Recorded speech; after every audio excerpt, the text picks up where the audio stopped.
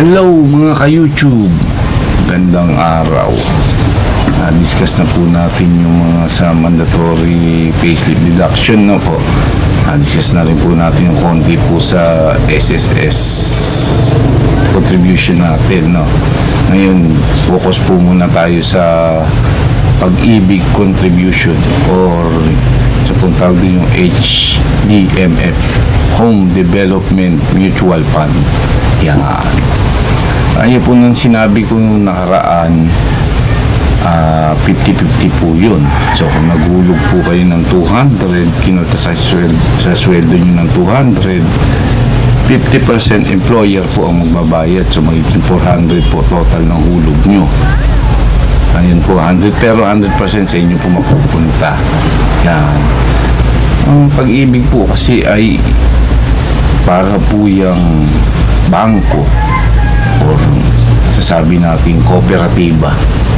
So pag naguhulog po kayo ng mga contribution nyo po, nagkakaroon ng interest or dividendo ang tawag nila, dividend, no, na nagkakaroon, no, tumataas po yan, annually po yan, kinukupit po yung dividendo nyo ng pag-ibig po. Bawa pumasok, naghulog po kayo ng January this year, pagdating ng December, hulog kayo, kukumpitin po nila kung magkano yung dividendo pong matatanggap nyo next year, ibibigay po. So dagdag po yun, yun po yung nakukuha ko natin sa pag-ibig. Naguhulog po tayo ng kalahati, yung kalahati po sa employer, magkakadividendo pa po tayo. Yun po yung kinano nun, ano. Ngayon, paano pa ba maano na sa pag-ibig? Meron po tayong tinatawag na pag-ibig loan o tinatawag nilang short-term loan po sa pag-ibig, no.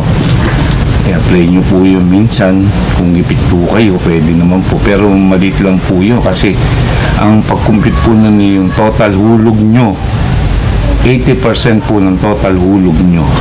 Kung nakapaghulog na kayo ng 10,000, 8,000 po malulog nyo. Pero siyempre po, lahat po ng loan is unang-una binabayaran, pangalawa po may interest po yan, no. Balik, ibigyan naman kayo reputation nyo sa qualified po kayo mag-loan. Ang qualification po pala is 2 years na hulog or 24 monthly contribution. Kaya yung tatandaan nyo po 24 monthly contribution po para po qualified po kayo, makapag-loan po kayo, no. Sige, ito.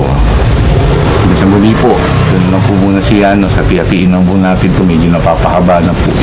Sasabi po ng sa inyo po na tutulog na mahimbing, nasarap gising. Again, Bigis Channels, signing off.